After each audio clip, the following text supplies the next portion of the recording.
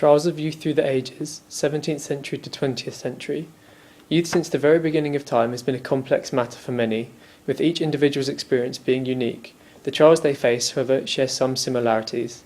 Today we are going to go on a journey to find out between the 17th century and 20th century just what changed within the lives with young boys as they grew up. From crime in society to punishment from the parents, things were never as simple as expected. In the 17th century, adolescence was marked for many by entering into an apprenticeship with a master to learn a trade. The apprentices developed their own subculture, identifying with each other as many were in similar situations. Even though apprentices came from all kinds of different backgrounds and places around the country, they bonded together over a shared sense of brotherhood. All apprentices shared the experience of apprenticeship and adolescence.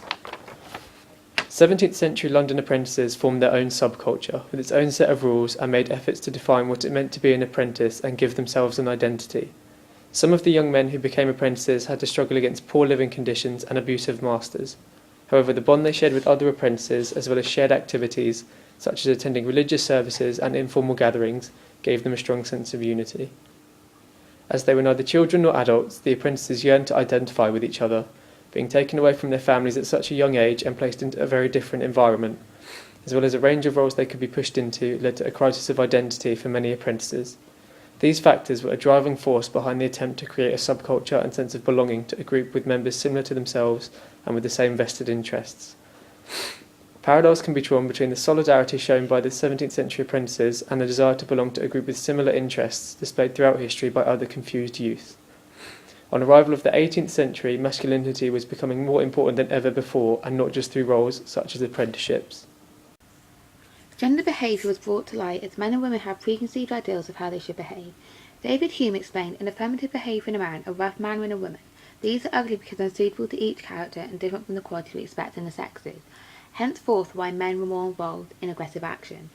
Groups began to establish with peer and social pressures leading the youngsters to prostitution, alcohol and debauchery, with different parenting methods and social groups helped to create a path the youngsters would go down.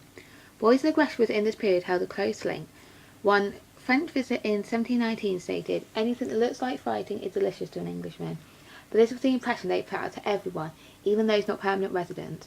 As Shoemaker explained, the violent and sexual acts would affirm their masculinity and sexuality in an era where homosexuality was being seen as deviant. In the 18th century, it saw further emphasis on manliness, whether it was through their behaviour or love life, marked a significant change which stayed long into the 19th century. Criminality became a firm feature of boys' youth, with most working-class boys involved in crime at one point, aged 10 to 13. Gang thefts were not often seen as morally wrong, for they often satisfied basic needs in a poverty-stricken world. Racism within the youth was an issue, for many saw immigrants as a reason for the deterioration of the area. But whilst in London there were physical and verbal attacks on Jews following the war, in other areas integration of street gangs was a common theme, showing regional variations. Many historians argue that this was the time of the invention of juvenile crime, but as Shaw states, it was reconceptualization of the juvenile offender, rather than creation of one as many believe. Laws such as the 1847 Juvenile Offenders Act, with those under 14 tried by two magistrates in order to keep the cases out of the limelight, were brought in alongside transportation. Even the posh gentry were wrapped up in these issues, proving that trials were faced by all classes. J.J. Tobias once stated, 19th century youngsters who were rejected and criticised by respectable society found acceptance and even praise in criminal society, whose standards they could meet by tales of real or even imaginary crime. So once rejected from inner circles, they would head onto the street to fit in where deemed fit. By the 20th century, trials of youth were almost centralised around the rapid increase in youth crime during the years 1915 to 1930, due to the impact of the First World War. This rapid increase was favoured between 1930 and 1948 with a 7% rise from pre-World War II years. This increase was favoured during World War II with a massive 21% rise in crime. But it wasn't just wars that affected this rapid increase in youth crime during this period, which can be shown by Bell.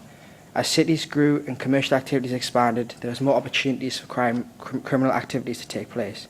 The expansion of railways brought breaches in the Railway Act, the introduction of the automobile brought car theft, and the growth of banking industry brought increases in bank robberies.